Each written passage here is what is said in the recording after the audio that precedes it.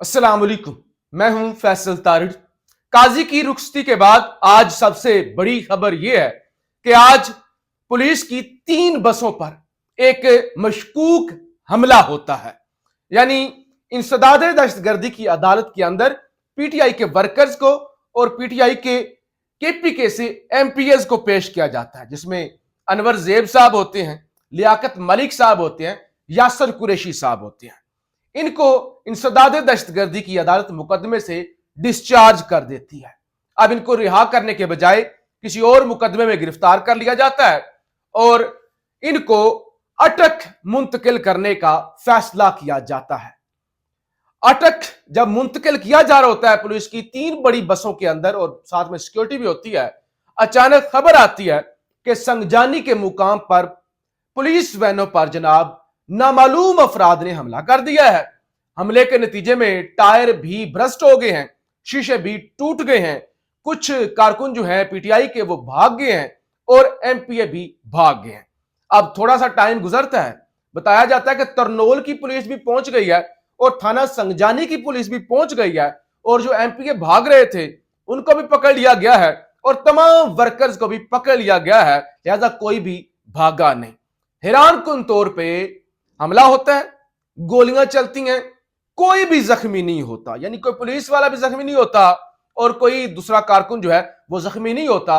और इतना नाकाम हमला होता है कि कोई भी भाग नहीं पाता, सब कोई पुलिस दोबारा मौके पर पहुंच के गिरफ्तार कर लेती है। अब जाहिर है तमाम टीवी चैनल, पूरा मीडिया इसी खबर को कवरेज दे रहा है कि नामालूम लोगों का हमला, और बाद में बताया गया वो नामालूम जो थे ना वो वाले नामालूम नहीं थे जो आप समझ रहे हैं, वो नामालूम पीटीआई वाले थे। पीटीआई के एमपीए का बेटा था, साथ में मुसल्ला लोग थे 20 से 25, उनकी जानब से हमला किया गया है। अब कहानी में ट्विस्ट क्या है? ट्विस्ट ये है कि कुछ लोग इस गाड़ी को फॉलो कर रहे थे, जो पीछे पीछे जा रहे थे, शायद उनके रिश्तेदार या उनके बाकी दोस्त होंगे उन कैदियों वाली बसों के अंदर। तो वो कहते हैं कि 4:35 तक तो ये गाड़ियां अटक ही की तरफ जा रही थी, फिर अचानक ये गाड़ियां वापस मुड़ती हैं इस्लामाबाद की तरफ और कुछ देर के बाद खबर आ जाती है कि जनाब हमला हो गया है। हमला हो गया यानी एक ऐसा अजीबो गरीब मशकूक हमला हो गया है। तो उसके बाद अब जनाब पीटीआई का इस पे रद्द अमल आया है। शेख वकास अकरम सेक्रेटरी इतलात वो ये कहते हैं कि कैदी वैन पर हमला पुलिस ने खुद करवाया। एमएनए एमपीए भी कैदी वैन में थे जिनको कहा गया कि आप फरार हो जाएं, लेकिन हमारे एमएनएज जाने को तैयार नहीं, यानी उनको खुद कहा गया कि आप भाग जाएं, यानी ये भागेंगे या उन पर गोली चलाई जाएगी या फिर उनको इश्तिहारी करार दिया जाएगा। अब इंसदाद दहशतगर्दी की अदालत से तो कुछ बना नहीं, वहां से तो मुकदमा डिस्चार्ज हो गया, तो अब कोई नया शोशा, यानी कहानी के अंदर बेशुमार झोल है। इंतहाई मशकूक कहानी है जिस वक्त चल रही है। अच्छा, दूसरी और सबसे अहम खबर मैं आपके सामने रखूं, फवाद चौधरी के भाई हैं फैसल फरीद चौधरी, बड़े काबिल वकील हैं, यानी इनकी काबिलियत में कोई शक नहीं है, अच्छे वकील हैं। कल इनकी खान के साथ मुलाकात होती है और खान को यह सब बताते हैं कि खान जी क्या हुआ, डी चौक वाले एहतजाज में किस तरह से गंडापुर भागा, और गंडापुर के अलावा बाकी की आदत तो थी नहीं, यानी सारी तोपों का रुख गंडापुर की तरफ हम भी करते हैं, आप भी करते हैं, तरकीद करते हैं, लेकिन बाकी की आदत को लोग भूल जाते हैं कि गंडापुर नहीं तो सलमान अकबर राजा साहब किधर थे, बैरिस्टर गौहर किधर था, असद कैसर किधर था और दूसरा तीसरा किधर था, कोई भी नहीं मौजूद था, छोड़ दे गंडापुर को। तो इसके अलावा आईनी तरमीम के अंदर पीटीआई का क्या मशकूक किरदार था, किस तरह से लेटे, तो ये फैसल फरीद चौधरी ने खान को बताया।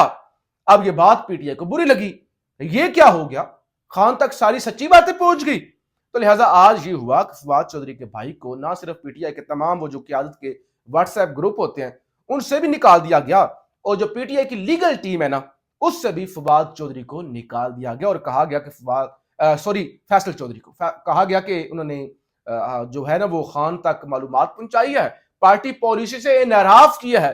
तो लिहाजा अब फैसल चौधरी ये कहते हैं कि देखिए मैंने झूठ नहीं बोला, मैं किसी का गुलाम नहीं हूं, मैंने तरमीम के हवाले से और डी चौक के एहतजाज के हवाले से बताया है, मुझे सच बोलने की आप सजा दे रहे हैं, मैंने तो मेरे मुताबिक तो खान है और वर्कर है, ये बीच के लोग इररेलेवेंट है, तो लिहाजा मैंने इतना किया है और आप मुझे इसकी सजा ना दें।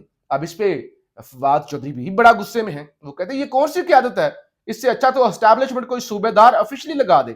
सलमान अकबर राजा पनामा से लेकर नवाज शरीफ का वकील है, और बाकी कौन लोग हैं?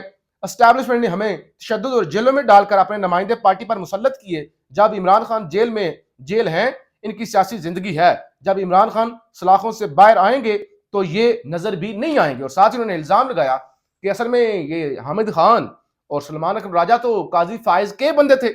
जब इन्हें यकीन हो गया कि काजी फायज जा रहा है तो फिर ये काजी फायज ही के खिलाफ खड़े हो गए। तो लिहाजा पीटीआई के अंदर भी एक रिफ्ट मौजूद है। उसकी वाज़िया निशानी ये है कि आज जियो न्यूज से गुफ्तगू की शौकत यूसुफजई, ये बड़े सीनियर रहनुमा है पीटीआई के, इन्होंने कहा कि देखिए इमरान खान की रिहाई के लिए कोई मुअस्सर इकदाम नहीं किए जा रहे। अली अमीन गंडापुर इसमें कोई शक नहीं कि बुजदिली दिखाई, गंडापुर वहां से भाग निकला, लेकिन मसला ये है कि बाकी की आदत किधर थी? बाकी की आदत आती है इस्लामाबाद में आके छुप जाती है, इस्लामाबाद में आके छुप जाते हैं, वर्कर जलील होते रहते हैं। तो वर्कर तो उनका आज भी तैयार है कि आदत को बहादुरी दिखानी होगी, कि आदत को खड़ा होना पड़ेगा। फिर आज एक खबर चली, तमाम टीवी चैनल पर खबर चली, मैंने भी आपके सामने रखी कि बुशरा बीबी जो है उन्होंने इजलास बुला लिया है। गंडापुर, शिबली, फराज, उमर अयूब सबको केपी के हाउस बुला लिया, वो सरबराही करेंगे। ये खबर चल गई हर तरफ। तो उसके बाद केपी के ने इसकी जो है तरदीद की, हुकूमत ने, बैरिस्टर सैफ ने कहा कि नहीं जी हम इसकी तरदीद करते हैं, ऐसा कोई इजलास नहीं बुलाया गया। और जो उनकी तर्जमान है बुशरा बीबी की, मिशाल यूसुफजई, उन्होंने भी कहा कि बुशरा बीबी गैर सियासी खातून है, घरेलू खातून है, तो लिहाजा उनका सियासत से कोई ताल्लुक नहीं है, खबरों में तस्दीक नहीं है, खबरों में कोई हकीकत नहीं है, तो वो उन्होंने किसी किस्म का इजलास नहीं बुलाया। उन्होंने ये जरूर बताया कि बुशरा बीबी की तबीयत जो है वो ठीक नहीं है। कल रात से डेंटिस्ट ने बुशरा बीबी का चेकअप किया, इन्फेक्शन की वजह से बुशरा बीबी के कान से खून आ रहा था, और बुशरा बीबी के मजीद जो है वो टेस्ट आज होंगे, वो किसी किस्म का कोई इजलास नहीं बुला। अच्छा जी, जस्टिस मंसूर का खत, और उस खत का इतना दर्द है कि क्या कहने।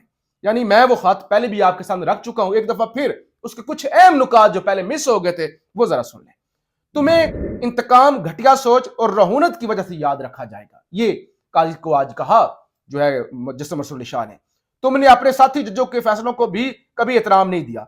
तुमने तौहीन अमेज रवैये और इंतहाई बेशर्मी के साथ साथी जजों के फैसलों पर अमल करने का कहा। तुमने अदलिया में मुदाखलत के खिलाफ डट जाने के बजाय मजीद मुदाखलत के दरवाजे खोल दिए। तुमने कानून की हुक्मरानी पर समझौता करके अदलिया की आजादी को गिरवी रख दिया।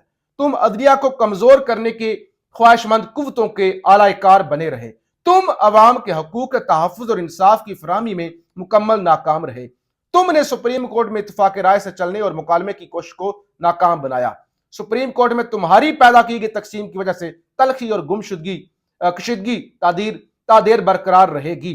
तुम्हारा किरदार साकिब निसार से भी घनौना और संगीन है। अब ये खत सुबह सवेरे सलामी, सुबह सवेरे काजी साहब को खराज तहसीन दिया मंसूर अली शाह ने, उसके बाद रही से कसर जो है आज वो सहाफियों ने निकाल दी। काजी साहब किसी को मुंह दिखाने के काबिल नहीं रहे थे। अब हुकूमत प्लानिंग कर रही है, करें क्या? काजी साहब तो चले गए, एक बड़ा एसेट तो चला गया, अब करें क्या? अब मतलब किस तरह से मामलात को मैनेज करें? तो फैसला ये हुआ है कि हुकूमत एक दफा फिर से प्रैक्टिस एंड प्रोसीजर कमेटी के अंदर जो है वो चेंज करने जा रही है उसको, क्योंकि डर है कि जैसे मंसूर और सारे ये तो मामलात कंट्रोल में ले लेंगे, और 40 साल से दोस्ती है या अफरीदी साहब की और जैसे मंसूर की, तो जैसे मंसूर ना भी चीफ जस्टिस हुए तो उनका इन्फ्लुएंस तो होगा, तो लिहाजा हमें कुछ ना कुछ करना पड़ेगा। अब इतलात ये हैं कि 3 के बजाय अब 5 जजेस को शामिल किया जा रहा है प्रैक्टिस एंड प्रोसीजर कमेटी में, यानी अमीनुद्दीन को भी शामिल किया जाए, टेक्निकली जमाल खान मंदोखेल को भी शामिल किया जाए। किसी तरीके से हुकूमत अपनी मेजोरिटी कायम करे प्रैक्टिस एंड प्रोसीजर कमेटी में, ताकि वो अपनी पसंद का बेंच बनवा सके। और दूसरे नंबर पे मंगल के दिन हुकूमत जो है एक वो कानून लाने जा रही है, बिल लाने जा रही है, वो जो पहले भी कोशिश हुई थी प्राइवेट मेंबर, और ये भी मंगल के दिन यानी प्राइवेट मेंबर डे के मौका पर प्राइवेट मेंबर से ये बिल लाया जाएगा कि सुप्रीम कोर्ट के अंदर जजेस की तादाद बढ़ाई जाए, यानी अपने हम ख्याल जजेस लाए जाए ताकि काजी की कमी जो है वो पूरी हो सके। ऐसा ना हो कि जस्टिस मंसूर ग्रुप उन पर भारी हो जाए। जबकि 27वीं तरमीम पर भी कोशिशें तेज हो गई हैं, 26वीं हुई उससे थोड़ा सा वो फ्री हुई हुकूमत, और अब 27वें पर काम तेज हो गया। इस हवाले से आज मौलाना ने बड़ा खुलकर गुफ्तगू की है एक जलसे के अंदर। उन्होंने कहा कि चू चू सुन रहा हूं, चूं चूं सुन रहा हूं कि कोई नई 27वीं तरमीम आ रही है, जो इसमें नहीं हो सका उसमें होगा। यानी जो कमी रह गई थी ना 26वीं में, वो 27वीं में फौजी अदालतें और सारा काम वो किया जाएगा। अच्छा, तुम्हारा बाप भी नहीं कर सकता, मौलाना ने कहा तुम्हारा बाप भी नहीं कर सकता 27वीं तरमीम। करके दिखाओ, बढ़ के मारने वालों, करके दिखाओ, फिर अपना हशर देखना। हम चूड़ियां पहनकर घर नहीं बैठे रहेंगे, लोटों के वोटों से तरमीम को कौम नहीं मानेगी। और साथ ही मौलाना ने कहा कि अपोजिशन में हूं, अपोजिशन में रहूंगा, हुकूमत में जाने का कोई इरादा नहीं है, हम डट कर 27वीं तरमीम की मुखालफत करेंगे। तो ये जनाब इस वक्त मामलात हैं। काजी फायज ईसा निशाने इबरत बन चुके हैं और हर कोई अपनी इस्तात के मुताबिक जो किसी के पास अल्फाज हैं वो खराज तहसीन काजी साहब को पेश कर रहे हैं। हामिद मीर साहब ने खराज तहसीन पेश किया, मंसूर अली शाह ने किया, मतीउल्लाह जान ने किया, दीगर सहाफियों ने किया, और आखिर में आमिर मतीन साहब, ये भी बड़े सीनियर सहाफी हैं, ये काजी साहब को किन अल्फाज में खराज तहसीन पेश कर रहे हैं, क्योंकि आज के बाद वो चले गए हैं खास कम जहां पाक। तो जरा खराज तहसीन सुनिए। काजी एक बोना जज था जिसको तारीख ने मौका दिया कि वो अपने अजदाद की इज्जत बहाल करता, क्योंकि उनके अजदाद पर भी इल्जाम था कि काजी कायदे आजम के साथ धोखा किया था और जो वो फंड था वो खा गया था काजी साहब का वालिद। अदलिया और जमहूरियत की शान में इजाफा करता, मगर उसकी इब्तदा ही कमजोर रही जब उसने हदैबिया बिल को दबाकर शरीफ खानदान के साथ कंप्रोमाइज कर लिया। उसके बाद तो फिर ज़रारत दर ज़रारत ही रही। फर्क यह था कि अब्दुल हमीद डोगर को पता था, जो जैसे डोगर था, पता था कि वो एक जलील जज है। भुट्टो के कातिल जज भी सारी उम्र शर्मिंदा रहे, पीसीओ वाले जज भी गाली बने रहे।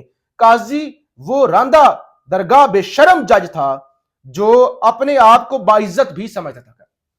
ये आमिर मतीन साहब कह रहे हैं कि काजी एक ऐसा बेशरम जज था कि यानी जो इतना कुछ करने के बावजूद फिर भी अपने आप को बाइज्जत समझता था। रोज आइन और जमहूरियत के लेक्चर भी देता था।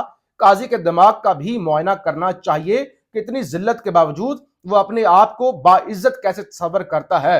ये एक फलसफियाना सवाल है। ये पागल है या हम पागल हैं? यानी काजी का मेंटल चेकअप होना चाहिए कि क्या ये साइको है या ये पागल। तो बहरहाल ये किसी भी शख्स की ये लेगेसी होती है जो बुनियादी इंसानी हकूक की कब्र खोदता है। यही बाजवे के साथ हुआ, बाजवा रुखसत हुआ, सड़कों पर जलील होता रहा, और यही अब काजी फायज के साथ हुआ है।